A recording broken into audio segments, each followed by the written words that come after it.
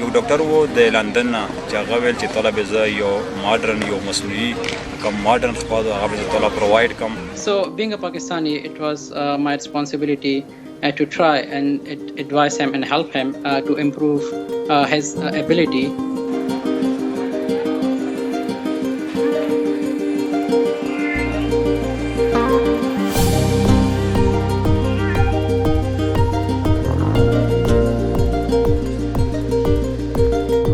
مولا روغله او بیا چې کله مولا روغله نو هغه بیا مو ډېر ښه فیل کولو. اول مو چې کله سپیډ و 102 و